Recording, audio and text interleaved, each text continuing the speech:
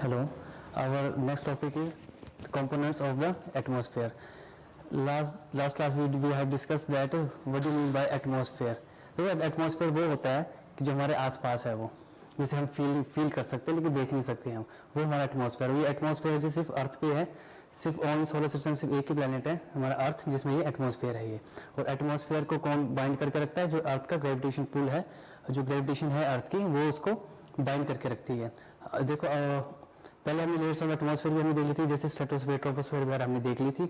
आज बात करेंगे हम कंपोनेंट्स ऑफ द एटमॉस्फेयर। तो कंपोनेंट्स ऑफ एटमॉस्फेयर 4 टाइप्स के हैं। सबसे पहले है टेम्परेचर, प्रेशर, विंड और मॉइस्चर। कहने का मीन्स ये है कि कंपोनेंट्स एटमॉस्फेयर के है कि जो एटमॉस्फेयर को इफेक्ट करते हैं, वो चाहे जैसे भी इफेक्ट करें लेकिन किसी भी कंडीशंस में ये एटमॉस्फेयर को इफेक्ट करते हैं ये। जैसे कि जो टेम्परेचर है वो कैसे इफेक्ट करेगा, प्रेशर है वो कैसे इफेक्ट करेगा, जो विंड की मूवमेंट है वो एटमॉस्फेयर को कैसे इफेक्ट करेगा। साथ में जो मॉइस्चर है, मॉइस्चर मीन्स कि जो वाटर वेपर होते हैं एटमॉस्फेयर में, जो कि हमें रेनफॉल के टाइप में से मिलते हैं, उसको मॉइस्चर बोलते हैं, कि वो कैसे हमारे एटमॉस्फेयर को इफेक्ट कर रहा है, कि वो हमारे एटमॉस्फेयर को इफेक्ट मतलब कि अच्छा रख रहा है या बुरा रख रहा है, या उसको क्या उसको हार्नेस उसको हो रही है या नहीं हो रही है। देखो जो एटमॉस्फेयर है, जो ये जिसकी जो चेंजेस होती हैं, ये जो ये मान लो कि एटमॉस्फेयर कुछ भी चेंज हो रहा है तो वो किस चीज़ को इफेक्ट करेगा, कैसे इफेक्ट? देखो विंड्स की मूवमेंट होगी तो एटमॉस्फेयर का इफेक्ट होगा। टेम्परेचर इंक्रीज होगा, डिक्रीज होगा, टेम्परेचर इंक्रीज होगा या डिक्रीज होगा, उससे भी हमारे एटमॉस्फेयर को इफेक्ट होगा। वैसे ही रेनफॉल और स्नोफॉल से भी हमारे एटमॉस्फेयर को क्या इफेक्ट हो रहा है। बस इस वाले हम टॉपिक्स में हम ये देखेंगे हम कि कंपोनेंट्स एटमॉस्फेयर में वो एटमॉस्फेयर को कौन से कंपोनेंट्स है जो कि इफेक्ट कर रहे हैं उसको, और क्या क्या उसके कारण है और क्या क्या उसके रीजन है उसके। सबसे पहले देखो बात करेंगे हम, सबसे पहले जो पॉइंट हमारा टेम्परेचर, कि टेम्परेचर वो एटमॉस्फेयर को कैसे इफेक्ट कर रहा है। देखो सबसे पहले ये कि डेफिनेशन क्या होती है टेम्परेचर की, डिग्री ऑफ हॉटनेस और कोल्डनेस, इसको हम बोलेंगे is known as a temperature. मतलब कि कोई भी गर्मी या सर्दी वो हमें बताते हैं कि टेम्परेचर क्या है, ये टेम्परेचर हाई है या टेम्परेचर लो है। अब ये जो डिग्री ऑफ हॉटनेस है और कोल्डनेस है, ये कहाँ से आती है अर्थ में, ये कि जो कि एटमॉस्फेयर को इफेक्ट करती है, वो कहाँ से आती है? बहुत ही इंसोलेशन। इंसोलेशन मीन्स कि जो सन की रेज हैं वो अर्थ पे इंसिडेंट कर रही हैं, वो वाली है ये। उसका मतलब है इंसोलेशन, कि सन की रेज जो है अर्थ में कितने टाइम्स में किस तरह से किस एंगल से अर्थ पे फॉल कर रही हैं वो। ठीक है, तो आपको इंसोलेशन समझ आ गया आपको ना, कि टेम्परेचर को कैसे इफेक्ट होगा। जो डिग्री ऑफ हॉटनेस और कोल्डनेस होगी वो किससे होगी? वो होगी इंसोलेशन। इंसोलेशन क्या है? जो सन की रेज है जो हमारे अर्थ पे फॉल कर रही है वो। और देखो जब वो फॉल करती हैं तो वो कुछ जोन्स में डिवाइड किया गया। पहले भी मैंने बताया था कि जोन्स कौन कौन सी हैं अर्थ की, जो जिसको हीटिंग जोन्स बोलते हैं, जैसे कि टोरिड होगी, टेम्परेट होगी और फ्रिजिड होगी वो।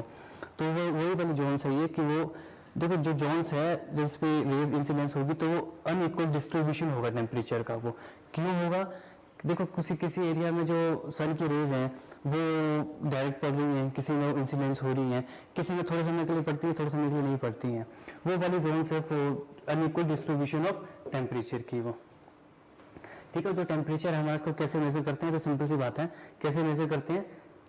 सेंटीग्रेड में और फ़ारेनहाइट में। ठीक, अब देखो नेक्स्ट पॉइंट हमारे पास अब आएगा कि प्रेशर। तो सिंपल वर्ड्स में कहा जाए कि प्रेशर क्या है? प्रेशर हर चीज़ पे प्रेशर एक्सर्ट होता ही होता है। हम ह्यूमन बींग्स हैं, एनिमल्स हैं, उनके भी प्रेशर एक्सर्ट होता है, लेकिन वो क्या कि हमें फील नहीं होता है। फील क्यों नहीं होता है? क्योंकि हमारा का जो अर्थ का ग्रेविटेशन ही ऐसा है कि वो हमें फील नहीं होने देता है हमें वो। ठीक है, तो देखो प्रेशर की डेफिनेशन क्या होगी? Weight which air exerts on us. हमारे पर प्रेशर होता है लेकिन हमें फील नहीं होता है वो। ठीक है, अब बात करेंगे देखो आगे एटमॉस्फेरिक प्रेशर, कि एटमॉस्फेयर में कैसा प्रेशर है। ठीक है, अब देखो जो प्रेशर है, प्रेशर की कौन सी यूनिट जिसको हम प्रेशर को हम मेजर करते हैं, वो है देखो बैरोमीटर। बैरोमीटर से हम एटमॉस्फेरिक जो प्रेशर है उस प्रेशर को हम मेजर करते हैं। ठीक है, अब बात करेंगे देखो एटमॉस्फेरिक प्रेशर की। तो एटमॉस्फेरिक प्रेशर क्या है कि जो सी लेवल पे है, जहाँ सी होगी, सी पे ये हाई होगा। एटमॉस्फेरिक प्रेशर जो है सी पे वो हाई होगा, और जहाँ पर हाई एल्टीट्यूड मतलब कि हमारे हिली एरिया हो गया, माउंटेन्स हो गए, या हाई एल्टीट्यूड वाला एरिया हो गया, वहाँ पर जो हमारा एटमॉस्फेरिक प्रेशर है वो लो होगा वो। ठीक है, और देखो ये ऐसा क्यों होता है ऐसा, ये ऐसा इसलिए होता है क्योंकि जब एयर की जब भी मूवमेंट होती है तो वो लो प्रेशर से हाई प्रेशर से लो प्रेशर को जाती है। ठीक है, ये सब इसलिए होता है कि हमारी जो मूवमेंट होती है, विंड्स की जो मूवमेंट होती है वो हाई प्रेशर से लो प्रेशर पे होती है वो। ठीक है, ये देखो मैंने बताया मैंने कि विंड की जो मूवमेंट है वो high pressure to low pressure होगी, और एटमॉस्फेरिक प्रेशर क्या है, सी लेवल पे हमेशा ज़्यादा होगा और हाई एल्टीट्यूड पे कम होगा। ठीक है, और देखो इसका एक कारण ये भी है इसका कि देखो अब बात करेंगे अगर एल्टीट्यूड की बात करें या किसी भी की बात करें तो जो मैंने पहले भी बताया, पिछले वाले उसमें बताया कि जो गैसेस हैं हमारी, जो हैवी गैसेस होंगी, देखो इसका मतलब ये है कि इसमें ये समझाना चाह रहा हूँ आपको कि एटमॉस्फेरिक प्रेशर जो है वो सी लेवल पे क्यों हाई है और हाई एल्टीट्यूड पे क्यों कम है। उसका मेन कारण ये है कि देखो जैसे गैसेस है, जो हैवी गैसेस होती हैं वो लोअर वाले सरफेस वाले पार्ट में होती हैं, और जो लाइट वाली गैसेस है वो अपर पार्ट में होती हैं। ये हैवी होती हैं जैसे इसलिए वो नीचे, जैसे किसी भी, मैंने पहले कहा था कि जैसे किसी बकेट में अगर कोई एक बकेट में वाटर है, अगर उसमें कोई भी हम हैवी चीज़ उसमें डालेंगे, जैसे कुछ स्टोन डालेंगे या कोई पिन डालेंगे, तो हमेशा वो सिंक कर जाएगी वो। उसके मेन ये है कि वो ग्रेविटेशन अपनी तरफ खींचती है, तो वो नीचे सरफेस में ही रहती है। और जो लाइट होती है वो अपर वाले पोर्शन में होती है, क्योंकि उन पर ग्रेविटेशन पुल बहुत कम लगता है उसके ऊपर। इसलिए ये ऐसे ही कि एटमॉस्फेरिक प्रेशर में भी ऐसा होता है कि जो हाई प्रेशर वाला एरिया होगा वो सी लेवल पे हाई प्रेशर होगा और हाई एल्टीट्यूड पे कम होगा। उसका मेन रीजन बता दिया कि हैवी और लो लाइट वाला। ठीक है, और देखो जो विंड है, विंड की जो मूवमेंट होती है वो हमेशा हाई प्रेशर से लो प्रेशर की तरफ ही होगी। वो कभी भी ऐसा उल्टा नहीं होगा कि लो प्रेशर से हाई प्रेशर होगा, हमेशा उसकी कंडीशन ही ऐसी है कि जो भी विंड की मूवमेंट है वो हाई से लो की तरफ ही होगी वो। देखो बात करें कि जैसे विंड की मूवमेंट मैंने आपको बता दी मैंने कि हाई प्रेशर से लो प्रेशर को ही होगी है, लेकिन ये है कि विंड की मूवमेंट क्यों होगी, होगी क्यों मूवमेंट उसकी। विंड की मूवमेंट इसलिए होगी कि हमारे जो रोटेशन ऑफ अर्थ है उसकी वजह से जो कि विंड की मूवमेंट होती है। उसके पीछे वैसे बहुत सारे फैक्टर्स हैं ऐसे कि कौन कौन से होते हैं, लेकिन मेन जो फैक्टर यही है कि विंड की मूवमेंट क्यों होती है। विंड की मूवमेंट होती है due to rotation of earth on its axis. ठीक है, अब देखो ये हो गया हाई लो कि विंड कहाँ मूवमेंट होती है, विंड की मूवमेंट होती है हाई प्रेशर से लो प्रेशर की ओर। देखो इसमें भी यही है कि लो प्रेशर जोन और जो लो प्रेशर, देखो ये बात है कि जो हमारी लो प्रेशर जो जोन बनेगी हमारी, जैसे विंड की मूवमेंट होती है हाई प्रेशर से लो प्रेशर में, तो जो लो प्रेशर वाली जोन होगी वो सरफेस पे होगी, और हाई प्रेशर वाली जो जोन है वो अपर में होगी वो। ठीक है, ये मतलब कि ये वो वाली बात नहीं कर रहा हूँ कि जो प्रेशर वाली बात जो मैंने आपको पहले बताई मैंने, ये जहाँ पर जोन आ गया है, जोन की बात कर रहा हूँ मैं। ठीक है, अब देखो जो नेक्स्ट है हमारा है वो है हमारा विंड्स। देखो विंड मैंने बता दिया कि विंड की मूवमेंट कैसे होती है, due to rotation of earth होती है। ठीक है, जो विंड्स होती हैं, विंड्स के भी अपने अपने टाइप्स होते हैं, उसकी जो मेनली 3 टाइप्स ही होते हैं, वो है हमारा प्लैनेटरी विंड, पीरियोडिक विंड और लोकल विंड। विंड के कितने टाइप्स बता रहा हूँ मैं आपको, प्लैनेटरी विंड, पीरियोडिक विंड और लोकल विंड। सबसे पहले बात करेंगे प्लैनेटरी विंड की। देखो प्लैनेटरी से समझ आ रहा है कि ये देखो प्लैनेट मतलब कि विंड की बात हो रही है, तो प्लैनेट मतलब पूरे प्लैनेट पे ही वो विंड्स मूव करेंगी। वो पूरे प्लैनेट में, चाहे वो इक्वेटर रीजन हो या नॉर्थ हो या साउथ पोल हो, वहाँ पर वो विंड की मूवमेंट होगी। ठीक है, प्लैनेटरी विंड्स जो होती हैं वो कवर्स होल अर्थ, पूरे अर्थ को ही वो कवर करती हैं वो। ठीक है, अब बात करेंगे देखो प्लैनेटरी विंड की, तो वो उसकी मूवमेंट होती है तो कैसे होती है। देखो मैंने पहले बताया कि टॉरस जोन क्या होती है, टॉरस जोन और इक्वेटोरियल रीजन, मतलब कि ये वाली जोन कहाँ पर होगी, इक्वेटर पे होगी। ठीक है, वहाँ पे कैसा प्रेशर होगा, लो प्रेशर होगा, वहाँ पर लो प्रेशर होगा। टॉरस जोन और इक्वेटोरियल रीजन में कैसा होगा, लो प्रेशर होगा।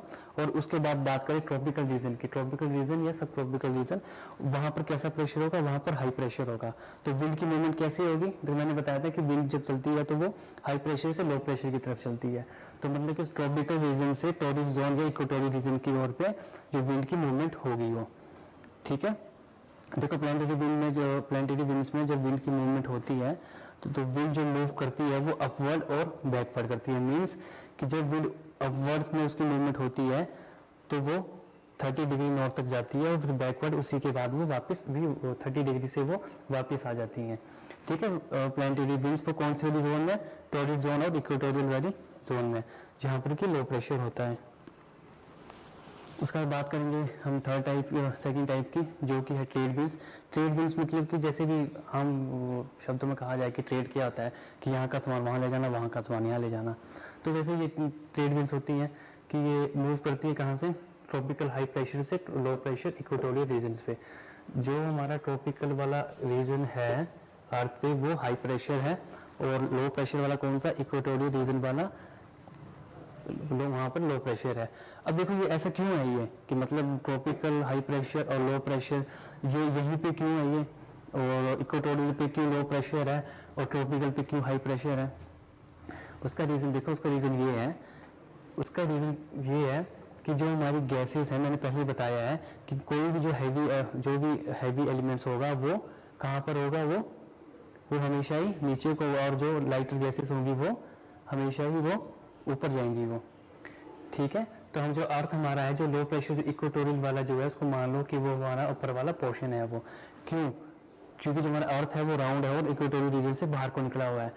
नॉर्थ और साउथ वाले में वो पिचका हुआ है ऊपर से, वो वहाँ पर एरिया कम है, इसलिए वहाँ पर लो प्रेशर और इक्वेटोरियल रीजन और ट्रॉपिकल हाई प्रेशर बनता है वो। ठीक है, तो ट्रेड विंड्स की जो मूवमेंट होती है वो कैसी होती है, ट्रॉपिकल हाई प्रेशर से लो प्रेशर इक्वेटोरियल रीजन की ओर वो चलती हैं वो।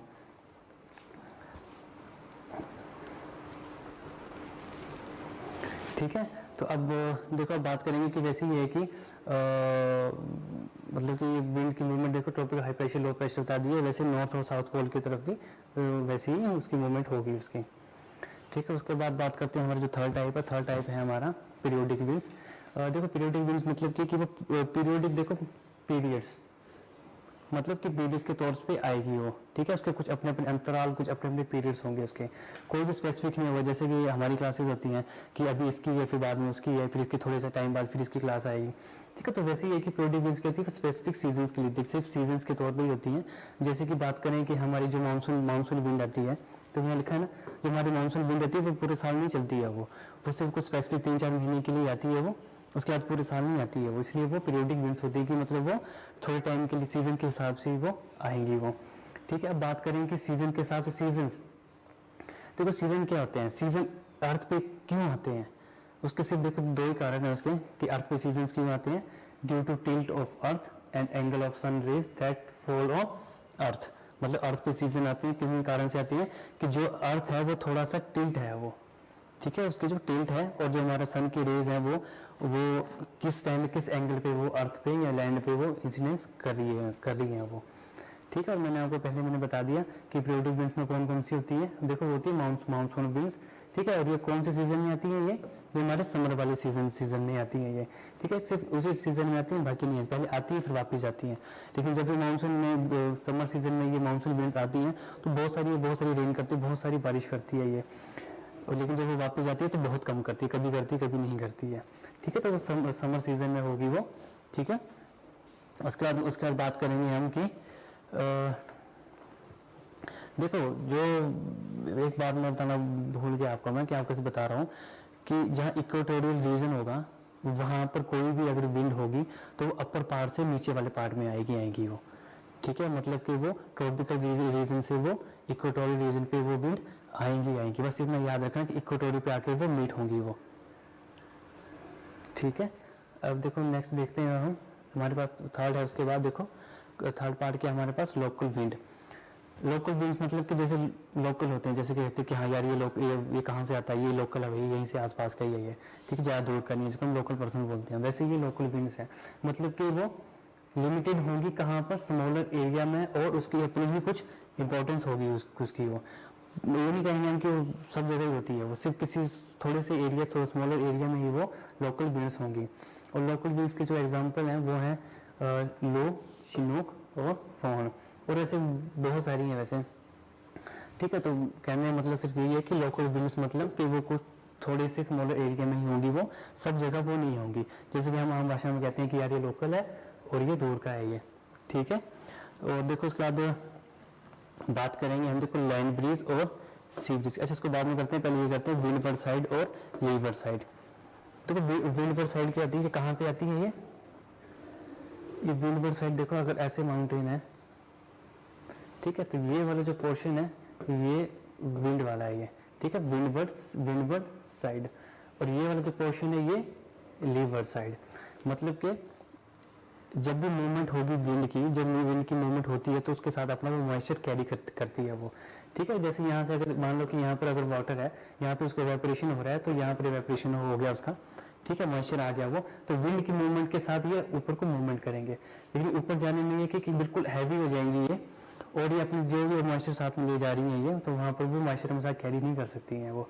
ये आगे हम देखेंगे उसमें जो रेनफॉल वाले टाइप आएगा उसमें आएगा ये।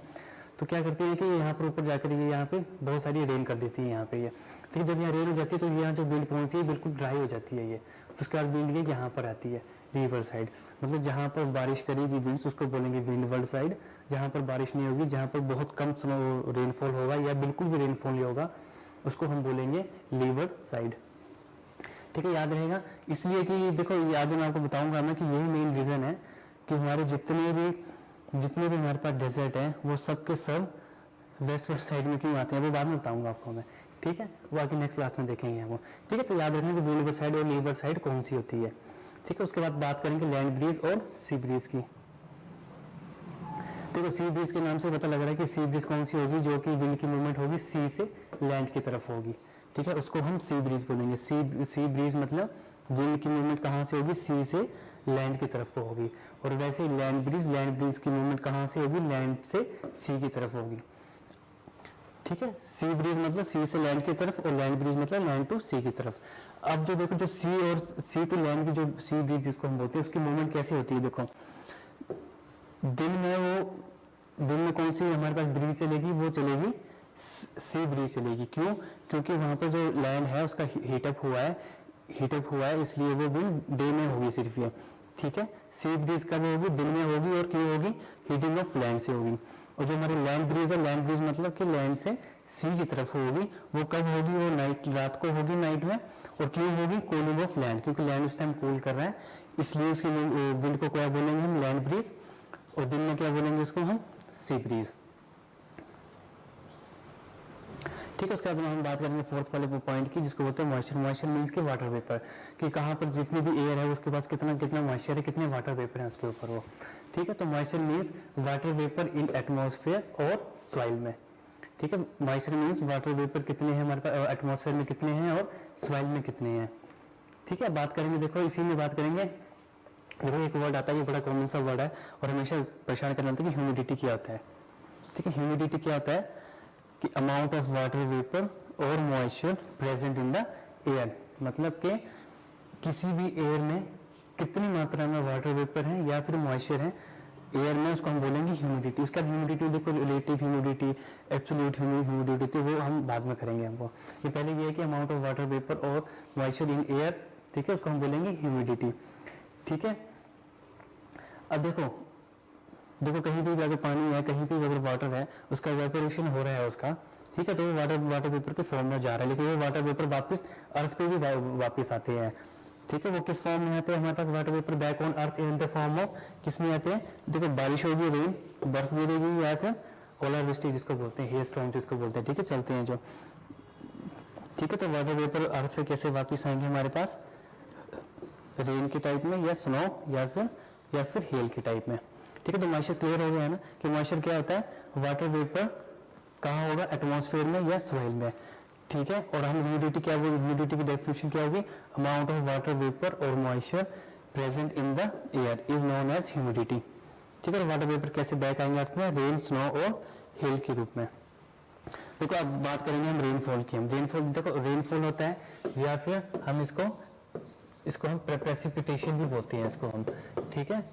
तो ऐसे कभी परेशान नहीं होना कि ये प्रेसिपिटेशन क्या आ गया है ये, ठीक है, रेनफॉल या फिर प्रेसिपिटेशन, ठीक है। रेनफॉल ज़्यादा समझाने का नहीं है कि जो बारिश हो रही है बस वही रेनफॉल है, वो क्यों हो रही है, क्योंकि वाटर वेपर की फॉर्म में वो एवापोरेशन हुई थी, फिर वाटर वेपर हुए, ठीक है, वो कलेक्ट हुए, फिर जो एयर थी वो अपने पास होल्ड नहीं कर सकी, कुछ भी मूवमेंट हुई, चाहे वो फिर कन्वेक्शन हो या कोई भी हो या फिर वो ओरोग्राफिक हो, तो उससे मूवमेंट हो जाती है, फिर वो रेनफॉल हो जाती है। ठीक है, तो रेनफॉल के कौन कौन से टाइप होते हैं, कन्वेक्शनल, ओरोग्राफिक और रिलीफ और फ्रंटल और साइक्लोनिक। तो वो कन्वेक्शनल होती है कि कोई भी एक लैंड है, यहाँ पर वाटर है, इसका इवेपोरेशन हुई, इसके क्लाउड्स बने और बारिश होगी, ठीक है, ये वाली होती है कन्वेक्शनल। ठीक है, ये होती है हॉट और ह्यूमिड वाले टेम्परेचर में ये। ठीक है, उसके बाद बात है ओरोग्राफिक। ओरोग्राफिक और रिलीफ मतलब के कोई भी अगर माउंटेन है, इसको हम बोलेंगे ओरोग्राफिक और रिलीफ। जो मैंने पहले आपको बताया मैंने कि यहाँ पर अगर लैंड जैसे वाटर है, लैंड है, यहाँ की इवेपोरेशन हुई, यहाँ वाटर वेपर कलेक्ट होगी, फिर विंड की मूवमेंट से ऊपर की, जिसको हमने क्या बोला था, विंडवर्ड साइड, और इसको बोलते हैं हम लीवर्ड साइड में। तो यहाँ पर विंड पहुंची, अपने पास वो मॉइस्चर कैरी नहीं कर सकी, इतनी हैवी होगी, फिर क्या हुआ कि उस water vapour in the form of किसमें वापस आए, अर्थ के ऊपर, वो रेनफॉल के टाइप में, जिसको हमने क्या बोला, ओरोग्राफिक और रिलीफ रेनफॉल। जो थर्ड वाला है वो है हमारे पास फ्रंटल और साइक्लोनिक। फ्रंटल और साइक्लोनिक मीन्स के साइक्लोन, जैसे साइक्लोन चलते हैं, वो साइक्लोन कैसे चलते हैं, जैसे कि टू एयर मास होते हैं, जैसे कि हॉट और एयर, हॉट और कोल्ड, जब भी आपस में टकराएंगे वो, ठीक है, तो जो हॉट वाला एयर मास होगा वो ऊपर से ऊपरी साइड को जाएगा, और जो कोल्ड वाला है वो उसको वो नीचे को जाएगा वो। ठीक है, जब आपस में टकराएंगे तो कंडीशन ऐसी बनती हैं कि कंडीशन ऐसे बनती है कि वो रेनफॉल होती है कौन से, फ्रंटल और साइक्लोनिक बोलते हैं उसको। ठीक है, कब होगी वो, जबकि दो लैंड मास मतलब कोल्ड और एयर आपस में टकराएंगे वो। ठीक है, उसको हम बोलेंगे फ्रंटल और साइक्लोनिक रेनफॉल। ठीक है, ओके, थैंक यू।